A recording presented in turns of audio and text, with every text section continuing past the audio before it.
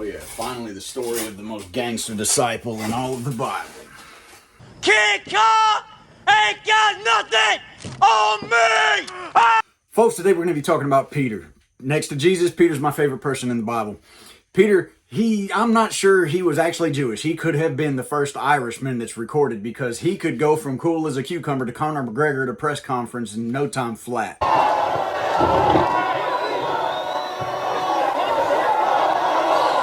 But seriously, this guy would go from fired up about Jesus to just plain fired up before you know it. He also had a problem shooting his mouth off. You never knew what was going to come out of his mouth. He'd go from being right on with the Lord to just right on the Lord. And he was the only person that we get to see from the group of the disciples that got chastised like a child, and he deserved it. With most people in the Bible, we usually read and interpret as though it's very romanticized and we don't get how much of a real person they are. But you have to get that with Peter, because whenever you read his entire story, you'll see where he messes up. You'll see where he does great things and then falls and doubts and all of these things. But that's who Peter was. That's who we get to look at, and that's who we're talking about today. Peter got his name changed by Jesus. That was a cool part. He actually changed his name from Simon to Peter, and the word for Peter there actually means rock. That's right. Jesus changed Simon's name to Rock. So Peter met Jesus the way most people do. Someone brought him to him. In this case, it was his brother Andrew. His brother Andrew said, "Hey, I got the Messiah, found him. He's the guy we've been looking for. We've been waiting on all this time." Well, Jesus comes upon later, finds Peter and Andrew fishing. He calls out to him, "I want you to follow me." So they do. Jesus visits Peter's house, cures his sick mother-in-law. While he's there and around that area, he heals a bunch of people, casts out a bunch of demons and all that other stuff. A little bit later on, Peter's out there fishing with all his guys. Jesus calls him in, uses his boat, brings him out there. He teaches from the boat. After he's finished teaching from the boat, he tells Peter, "Hey, throw your nets out a little bit deeper." Peter, reluctantly, he's like, "Man, we've been fishing all night and we ain't caught anything. But because you're you, I'll do it." And he does it. Not only does he catch fish, he catches so much fish that it starts tearing his nets. So much fish that he has to call his partners in. They come in with their boat, and it just about sinks both of their boats. You're going to need a bigger boat. At this point, Peter realizes that, man, I've already committed to following this guy, and I've already started doubting him. And he says, "Man, I'm not worthy to be around you. Please, just do away with me. Get away from me." And Jesus doesn't do it, so Peter's still on board. They cook along together. In just a little bit longer, he actually sees Jesus raise a girl from the dead. Now, I'm not going to lie. I don't blame him if he was freaked out, because if I see someone dead and then they are alive, it's going to freak me out too. Whoa. Fast forward just a little bit. The disciples are in a boat. They look out and they see Jesus walking on the water. Peter says, "Hey, can I come?" Jesus tells him to come on. Peter steps out. He walks a little bit, looks around. Whenever he took his eyes off Jesus, he started sinking, panic. I'm drowning! Oh God, I'm drowning! So Jesus picks him back up. He reaches up, picks him back up, gets him in the boat, and he says, "Why did you doubt? Why do you have such little faith?" So you can imagine, once again, Peter feels chastised. Before long, you'll see Jesus is hanging out with his disciples, and he's asking them all, "Who do people say that I am?" And they're saying, "Oh, some people say you're Elijah. Some people say John the Baptist. Some say Jeremiah." And Jesus says, whoa. "But who do you say that I am?" And Peter was the one to speak up, and he says, "You are the Christ. You are the Son of the living God. You are the Messiah." It's at this point Jesus looks at him and says, "You are Peter," or we saw earlier, the rock. "And upon this rock I'll build my church." Now here's where you got to get into the language stuff, where you got to do your homework. When he says Peter, he says Petros or Petrus. It means little rock. But when he says upon this rock, he says Petra, meaning big rock or bedrock. Basically what he was telling here is not, "I'm building the church on you." He's saying, you're going to have a part in the foundation of my church. You're going to have a part in building my church. The gospel that you're going to help carry out and the Holy Spirit that I'm going to give to you is going to be the establishment of my church. And you're going to have a hand in that. Now, literally in the same chapter, the next set of verses, Jesus starts talking about how he must be put to death. He must suffer. He's telling about his coming death. Peter decides he's going to be big enough to chastise Jesus. He's going to rebuke Jesus. And Jesus has to put the stamp on Peter again. Player. About 6 days after that, Jesus and Peter, James, and John, they go up on a mountain and they experience the transfiguration. I'm not going to go into all the details on that. It's some cool stuff. It's real deep, but you need to go check that out. It's in Matthew 17, I believe. Next thing that we see with Peter is Jesus talking about whenever he's going to be arrested and taken and everything. He tells Peter that, and all the disciples, you guys are all going to deny me. Peter's going to Peter, and he stands up with his loud mouth and he tells Jesus, I will never deny you. And Jesus tells him, before the rooster crows, you're going to deny me 3 times. Peter still insisted that he's never going to deny him. Well, we'll see about that, won't we? We shall see about that. Yes, we will. We will see about that. Moving along, they get to the Garden of Gethsemane, and Peter, devout, dedicated, loving, gonna stand with Jesus. Jesus says, I'm gonna go in here and pray. I want you guys to hang out here. Stay awake and pray for me.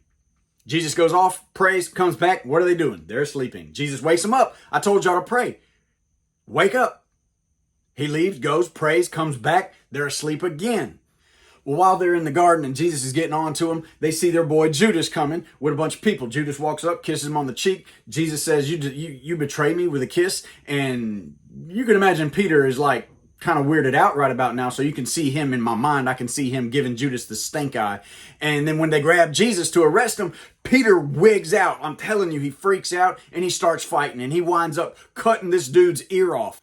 Yes, you heard that right. He cut the dude's ear off. He whacked his ear off. I'm willing to bet everything that he wasn't aiming for his ear. So everyone grabs Peter because they're probably panicking because he's not going to stop there. They're afraid he's going to start whacking everything else off and cutting other body parts off. So they're in a panic, and Jesus has to shut it all down. And he says, Peter, stop. This has to happen. And he reaches down and picks the dude's ear up and reattaches it. Can you imagine what was going through Peter's mind at this time?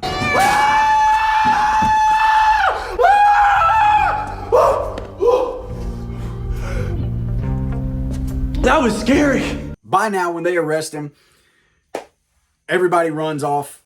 So now Jesus is being examined, if you will, and Peter's sneaking through the crowd, and someone looks at him and says, hey, ain't you with that Jesus guy? Doesn't ring a bell. And he's like, no, I don't know him. And then someone else is like, hey, didn't I see you with the Jesus guy earlier? And he's like, nah, man, that ain't me. I'm from Buffalo.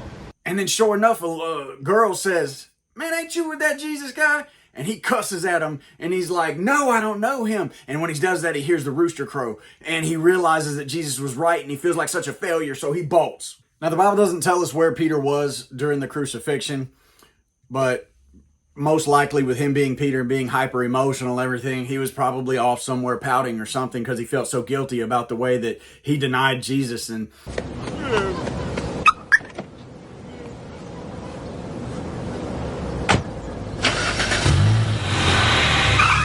You're gonna cry in the car.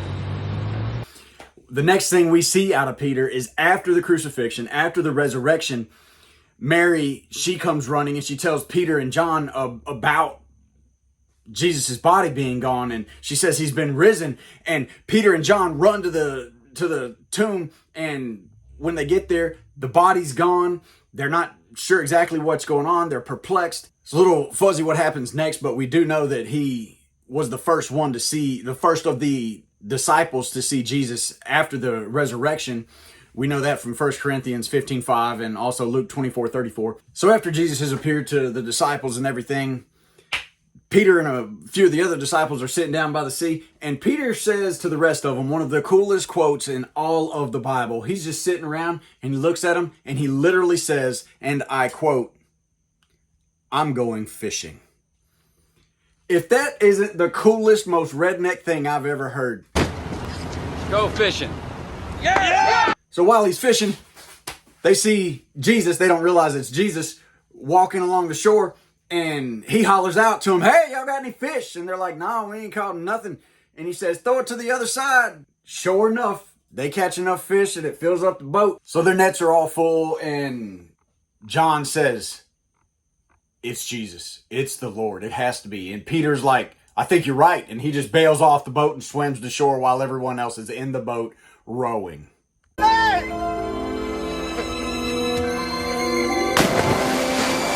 And when everybody finally gets to shore, Jesus says, have y'all got any fish? And they're like, yes, sir, we do. And they proceed to have themselves a little fish fry right there. So it's time for Jesus to go. He goes up onto a mountain with the disciples and he ascends into heaven, and the disciples are standing there watching him, and they're standing there watching him so long that two men show up and say, hey, ain't y'all got work to do? And they set out to do it. But before they can really do much else, they got to replace the traitor Judas, who wound up getting Jesus arrested. So what do? This is always one of my favorite parts of the story. They pick two people, and how do they choose between them? They make them cast lots. They basically rolled dice. Y'all ain't gonna hear that very often in church, but that's pretty much what happened. So now that they've been filled with the Holy Spirit and they've got marching orders, Peter decides he's going to start preaching. And the moment he starts preaching, he preaches one of the biggest, most powerful sermons in all of history. So much so to where about 3,000 people were added to the Lord who come to know Jesus Christ after that sermon. And it said that their ministry would cause it to be added day by day after that. Now, a lot of people will make you think that the story ends there. It does not. It gets really cool after that. Is that it? No, there's more.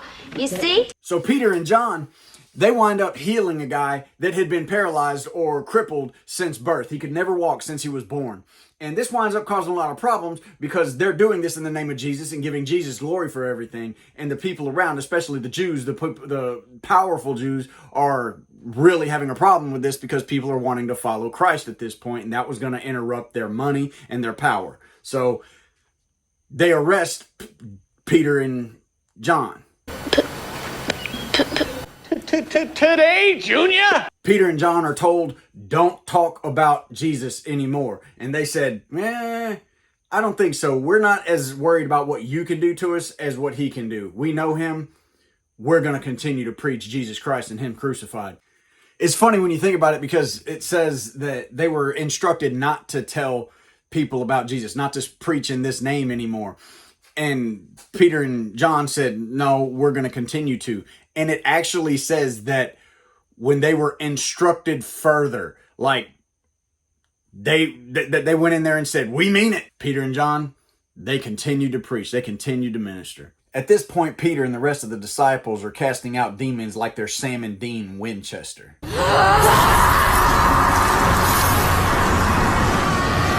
So Peter gets arrested again, and while he's in prison, an angel of the Lord shows up and kicks him in the side basically and says, hey, get up, get your shoes on, let's go. So Peter gets up, gets his shoes on, throws his clothes on, and the angel has to tell him, hey, put your coat on too, it's cold outside. Or, Peter's just in a hurry to get out of there. He's not thinking about getting dressed. Well, angel gets him out and he's on the street and he goes to the house of the people that he knew were in there praying for him. And while they're in there praying for him, Peter's knocking on the door. And the servant girl comes to the door and hears Peter saying, hey, let me in, let me in, let me in. And instead of letting him in, she goes back and she tells the people, Peter's outside.